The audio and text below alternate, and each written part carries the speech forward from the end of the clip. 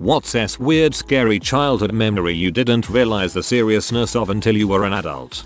We had a school that was next to some woods, and I used to go there with my sister to play during the summer. We were probably 7 and 9. This guy with a leash asked us to help him look for his dog. At first we were both calling for it, and then he started walking into the woods saying he thought he went in there. My stupid butt at 7 just followed him, but my sister stopped and said, "No Gvep, it's time to go," grabbed my hand and we ran home. I was angry as a child that we never found the dog. As an adult I realized that my sister saved my butt from some serious crap that was about to go down. We never did tell our parents because we were afraid of getting in trouble. We were stupid kids. LOL. When I was like 4 or 5, my mom, brother and I went along with my dad on a business trip to Seattle. I have a distinct memory of being in like a Taco Bell or McDonald's. I can't remember which, but I remember waiting in line, getting in the front, then my mom just taking us and leaving. I remember being so disappointed and my brother and I whining and complaining till we got to the next place. Well, a couple years ago, I'm 28 now, it somehow came up in conversation and my mom told us the whole story. We got to the front of the line and the cashier said, "Those men over there are robbing us. They have guns. Take your children and leave now." So my mom did exactly that and never told us what happened. Best cashier ever. One time, when I was about 10, I was practicing holding my breath in the pool while my uncle, who was living with us at the time, watched me. He held me under the water way too long, to the point where my lungs were burning. I honestly thought at the time that he was just helping me build my endurance, but I later found that he, my mother and all their siblings were horrendously abused by the father, and my uncle had developed severe anger issues. So I guess he was taking some of that out on me. Haven't seen him in years. What the frick? I got my sandal stuck in this gigantic escalator and was just kind like, this is annoying, until someone saw me trying to pull out when we were almost at the top. Might have lost my foot. When I was 4 or 5, my best friend told me her cousin choked her until she passed out because she wouldn't take her clothes off. It wasn't a scary memory to me at that age, but it horrifies me now. Oh my god, that poor girl. I had a great uncle who I was always creeped out by as a child. I just didn't like being around him. He was creepy and liked to tickle a lot. I was kinda reserved child and didn't want some weird guy tickling me. I remember I had to hide behind their sofa one time so he would leave me alone. My mom didn't like him either, but we had to visit cause she liked my aunt and not many people visited. Turns out, he is a pedophile. Got arrested and convicted 2 years ago. Almost exactly the same story for me. The only difference is he was my grandpa's best friend and it only all came out when he died. He never hurt any of our family, but he abused all of his daughters and granddaughters. I don't think my grandpa has ever got over it. They were best friends for decades and he had no idea of the monster he was allowing to be close to his family.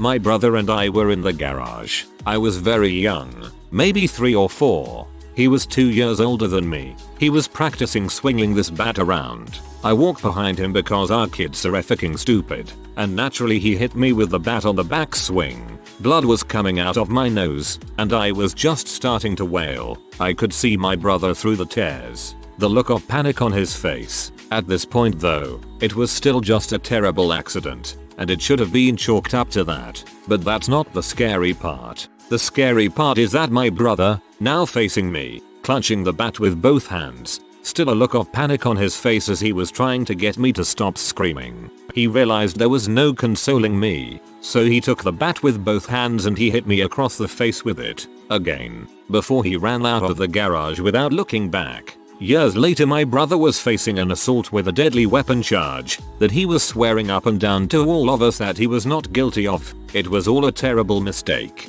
That memory came back to me. That moment when we were kids, when he had that bat in the garage, when he accidentally hit me across the face the first time, but that second time, that was no accident. He was trying to silence me, for good. All I was to him, in that moment, was a problem. He'd rather me be dead and silent and alive and tattling on him. I didn't testify against him, but I wouldn't be a character witness for him either. He's out of prison now. We don't talk much. This reminds me of the book Tangerine.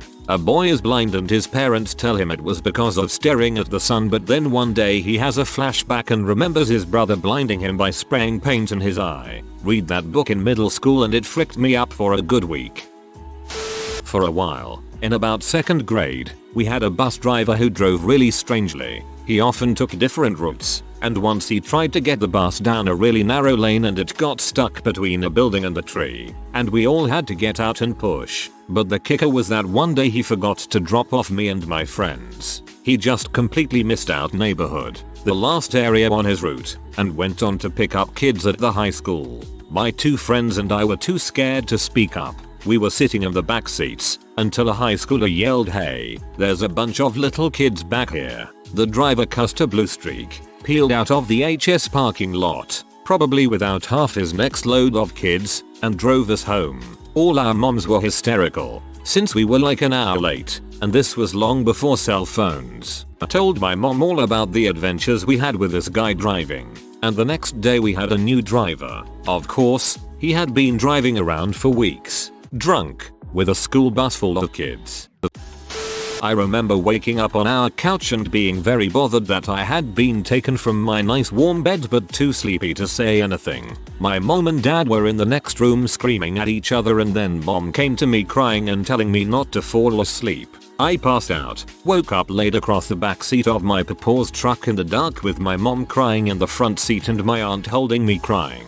Papa just stared straight ahead like he was mad. Woke up again in a bright room, being jostled around and pinched. Next time I woke up I was back in bed and thought it was a dream. 20 years later I am informed that, age 3, my fever spiked and both mom and dad unknowingly gave me medicine. Those meds reacted to each other and I had a seizure, but dad had to go to work and couldn't be bothered. So my aunt and papa took me to the hospital. Ambulance takes longer. In the truck I was turning blue. The bright room was the air, and the pinches were multiple IVs and tubes and such being placed. I was there, out like a light, for 3 days. A few months ago this happened to my nephew, was a few months over 1. He had a seizure in the high chair and they had to rush to the ER. His eyes were rolling back and he was changing colors in the car ride. There was a house directly behind ours, separated by separate yards and a gate. The house was built similar to ours in that the second floor windows were at the exact same level as ours, allowing you to easily see into your neighbor's bedroom. I have memories of opening my bedroom door to go to bed, only to discover the neighbor had his bedroom lights on, and curtains drawn in the black of the night. It was like a literal spotlight into his bedroom. He would be laying starfishes on his bed and completely naked, staring into my room masturbating. He had to be about 30-40 years old, and I was 10-15. I also cringe at the thought of how he must have watched me, unknowingly and naively undress when I wasn't aware of his presence. That and my friend's neighbor used to have video recorder aimed at her room bathroom. He would stand there naked, stroking his penis and doing other absurd gestures. We never told our parents, or hers. Years later we discovered he was also a Walmart greeter and had been arrested for a myriad of charges including filming his neighbor, child pee, and sexual assault. My friend and I were riding our bikes down a rural country road. A beat-up panel van kept trailing behind us slowly, even though we pulled over multiple times to let it pass. Every time we did it slowed to a stop behind us. Eventually we came to a T, so we pulled over again on the road turning right so the van could get by. Instead, it gunned the accelerator and pulled up next to us and the door flew open. Thankfully a car arrived at the T we just pulled off on. The door on the van slammed shut and it screeched off. Couple months later my parents were watching the news and a picture of the van came on screen. I said, "Hey, friend," and I saw that once and my parents quietly freaked. Apparently it belonged to a dude that had been charged with child pornography and molestation. TLDR, was almost kidnapped on a backwoods country road with my best friend. I broke my collarbone when I was 4. I ran down the driveway and tripped. My mom had just had a baby, like, a few days before, so my dad took me to the hospital. He was a good dad but he's very gruff, no nonsense and presents a little bit intimidating. He was a cop. she fell. I can imagine him saying. The doctor and nurse made him leave the room with me and asked me, "Did your dad do this to you? Did your dad hurt you?" I was completely confused because why would someone's dad ever hurt them? No, I guess they believed me because they let me leave with him in my cast. It was like a heavy tank top in the summer. When I remembered this later and realized why they were asking, it made me sad to think these questions have to be asked. I'm going to repost this one. It's a direct copy and paste direct from another comment of mine in a very similar AskReddit sub. So when I was like 8 or 9 I won King's tickets out here in a school raffle. Dad couldn't go for reasons I don't remember, and mom's about as anti-sports as you can get, so I took my uncle who's a bit into sports but mostly wanted to be in a private suite and suck down stadium food. Because there was a certain amount allotted to us and we both like stadium food, so he takes me to the box and there's this couple there who were probably in their 20s-ish. I've never been great at estimating ages since the school couldn't afford the whole thing by itself. Whatever, no big deal. They're kinda quiet and make some small talk with my uncle. Then he heads out to get some snacks. The couple kinda sailed over to me. Remember, I'm at that blushy shy kid age, and the woman was rather attractive. Somehow I swear to frick I don't remember how she asked what I would do if she kissed me, then bet me to let her. She kissed me, and I turned that kind of red you only see on stop signs. They had a huge laugh about that, which of course only made me blush harder and get a lot more self-conscious. She started talking about doing it again, and I kinda did that little kid shake my head and crawl down into my seat thing that kids do. She kept calling me cute and then they said something about me going somewhere else with them. And my uncle came back with the stadium food and they went back to their side of the box. I was too dang embarrassed to say anything, and hey, stadium food, so I never gave it a second thought, until like my 20s when somehow that memory surfaced and I went, wait, what the frick? I remember reading your comment before and I still mentally yell what the frick every time. That woman was a predator and I'm sorry she made you feel uncomfortable. I saw pretty shiny things and wrenched myself away from my mom to run over, get onto my hands and knees and look real close at one. They were the reflectors marking the lanes in a busy street and the cars were flying by so fast. I caused a bit of a traffic jam that day. I was 4. Now that I'm older, I understand why everybody got so upset and panicked. When I was around 7, my friend and I thought it would be a fun game to run out into the street and run back before the next car came through. I don't think I have it in me to raise kids. Before taking me and my little brother to school, my dad would open up his shop for the day. The shop was at the ground floor of our apartment building, and while my dad was in the back setting everything up, me and my brother would be sitting in the front. My brother was about 3 or 4 at the time, so most days he'd be crying the whole time because he didn't want to go to school. Well, one day a stranger was walking past the store, saw my brother crying and just walked in and picked him up. Back then as a child I knew it wasn't good for a stranger to be picking up my brother and I should have shouted for my dad, but kid me wanted to believe in the kindness of people and I didn't do anything. But dad eventually saw the guy and ran to the front shouting at him to let go of my brother. The guy ran out the store. Only realized several years later how fricked up that was and my brother could have been kidnapped.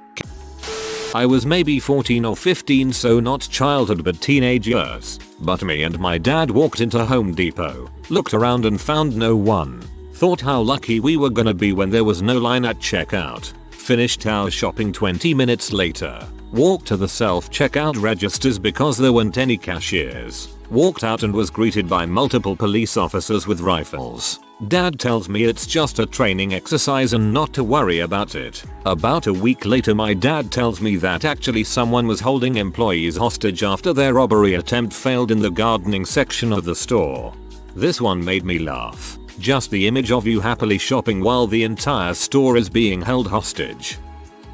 When I was little, 6-8 maybe, my mum, brother and I were on the train traveling home from visiting family. The train suddenly stopped in the middle of nowhere and we just sat there confused for a minute until my mum saw something and gasped and said, "Don't look out the window." Naturally this piqued our curiosity and we clambered all over our mother to get a look out the window while she tried and failed to hold us back. There was nothing there. Just some sticks and maybe some paint. Really nothing worth noting. We were like, what gives, and my mother laughed and said, Gotcha. Were you scared? We both slumped back into our seats, disappointed, and waited for the train to start moving again. She told us years later that it had been a suicide by train that we had happened across. There is just no way we could have recognized what we were seeing as a human being, and my mum managed to just play it off as nothing, even though it must have been a truly horrifying sight to somebody who knew what they were looking at.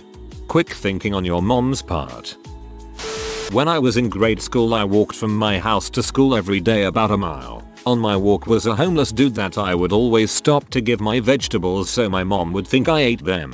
One day a friend from my class pulled over with her mother. Her mother offered to drive me to the school with my friend. I told her no. I had to give that dude my veggies or my mom would get mad if I didn't eat them.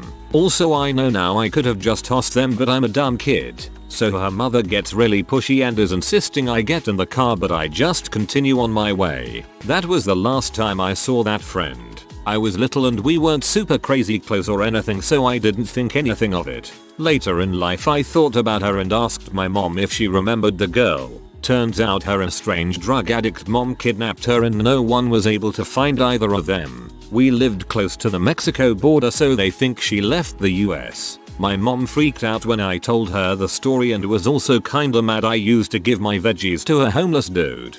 I love it. You avoided getting freaking kidnapped because you gave your veggies to a homeless dude. And it's that last part that your mom homes in on. One of the school bus drivers would go through the back roads at about 70 plus. She'd slow down in town, but was definitely still speeding, even to the point of getting pulled over and receiving a ticket at one point. If you're in a car or a smaller vehicle, 70 plus isn't really out of the norm, but school buses obviously aren't supposed to go that fast. We all thought it was fun, especially when she went over the big hills because we'd all go flying around. It wasn't until she almost got us hit by a train in town that I realized how absolutely dangerous and stupid that was. There weren't any crossing gates to stop her, so she just zipped right through. The train was less than 10 feet from the bus. Kid me brushed it off, but adult me is a bit horrified. My cousins would shut me in the meat locker with fresh deer carcasses when they would come back from hunting. The light switch was on the outside, as well as the door handle. That's really fricked up. There's a line between kids pranking and kids just being sociopathic. I'm sorry that happened to you. Was standing next to my mom in a cosmetic shop while she was trying out makeup. A man walks in, takes a razor off the display, opens it and slits his wrists about 15 feet away. I can picture it perfectly to this day, and it was probably 25ish years ago. I just pulled on my mom's coat to get her attention, then he collapsed. Excuse me, WHT. My dad attacking my mom. I remember one fight specifically. I must have been about 2, and I asked if she was okay, then started playing with my toys while they were still fighting. It also occurred to me, much later in life, how desensitized I must have been to just continue playing. I distinctly remember having just learned how to draw an octagon and that octagons were stop signs in either preschool or kindergarten. So I frantically drew my dad a stop sign to get him to stop hitting my mom. Really fricked up memory. When I was around 8 years old, I was sitting on my grandparents' hammock. I flipped it accidentally and smashed my head on the ground. I remember seeing stars and blacking out. I was afraid of getting into trouble, so I didn't tell anyone what happened. Apparently I had had a hot dog for lunch, because from that day on, my family thought I had an allergic reaction to eating hot dogs. Now that I'm older, I realize that I was having symptoms of a concussion. A couple of friends of mine hung out a few times with the cool teacher and drank beer and watched pornos with him. We were probably 12-13. At the time, I was jealous that I hadn't been invited. Only later did I realize how fricked up that was. I was around 3 at the time, because my mother was pregnant with my second youngest sister, and she took me and my older sister to the local park and told us to stay there until she came back for us. Hours pass. We get hungry, tired, wet ourselves because there's no public toilets, etc. Police show up eventually, start asking us questions about who are we and where are our parents. End up at the police station, scared we're going to get in trouble. Dad walks in and takes us home after a conversation with the police. Mom is gone and doesn't return for 2 weeks. Dad doesn't start taking long truck trips again until after my baby sister is born. My mother had gotten the pregnancy crazies and tried to abandon my sister and I. She was in a psych ward for 2 weeks because my dad came home early and caught her packing a runaway bag. One day when I was about 8 or 9, my mom and I was waiting at a bus stop to head back home after running some errands. We hadn't been waiting long before this couple slowed their car down, pulled over, and informs us that the bus we were waiting on had broken down. They insisted it would be a very long delay if it would be able to come at all. They offered to give us a ride home. My mom immediately lied and said someone is already on the way to pick us up. I remember wondering why my mom lied, but I surprisingly didn't question it. After continuing to offer a ride and my mom refusing twice more, the couple eventually pulls off. Nothing about the couple, older, friendly or car, not the sketchy van you'd expect, screamed stranger danger to me, so I wondered why my mother kept refusing the ride. Not even 5 minutes later our bus arrives. My parents sent me to Christian schools. In 4th grade we got a new teacher. It was a big guy fresh out of college and this was his first job. The principal made a big deal that he thought we were a bad class because our previous teacher had a nervous breakdown and quit her job in the middle of the year. This guy was going to set us straight, and we shouldn't bother complaining to our parents because they signed permission slips saying the school could punish us however they wanted. First day of school, first thing he does is display his preferred means of punishing us. One is a giant ping pong paddle with holes he drilled in it to make it more aerodynamic. He hung that under the American flag. The other was a whip made from a stick and cord. He hung that underneath the Christian flag. At some point throughout the school year everyone got punished with one of those at least once, because he would spank you on your birthday. Boys and girls, it didn't matter. He had a special calendar on the wall next to his desk with everyone's day marked so he wouldn't forget. He had a little ceremony about it. We'd come back in from afternoon recess and if it was someone's special day he'd have a small table pulled out in front of the classroom. Everyone knew who was about to get it and he'd make us all watch. He'd call the kid up in front and make us sing happy birthday. Then he'd make the kid bend over the table and he'd make a big deal about whether he was going to choose the paddle or whip. It was mostly the paddle. Then he'd ask the kid how old they were and they'd say 10, and he would start 10 spankings. He'd get up to 9 and then he'd say something like what time is it? Almost 1, then he'd restart the count from there. 2, 3, 4. Very few kids got just 10 spankings. Nearly everyone cried. If you cried really hard he'd say he was just going to spank you harder. On the last day of the school year he spanked all the kids who were going to have birthdays over the summer. He really enjoyed beating children. It seemed normal at the time because I was a kid and the church taught that Christians are supposed to obey people in authority because God put them in control. To not obey is an act of rebellion driven by Satan, and shows why you should be punished even harder. Didn't realize how messed up and perverted that was until I was an adult. When I grew up I asked my dad why he gave them permission to do that. He said he didn't realize that's what they were doing. I used to run into my classmates more often and that fricked up crap always came up. So many stories in this thread at perverted teachers. I'm so sorry you had to experience that. If you are new to the channel, you can subscribe. I publish new videos every day. Until then, check another video.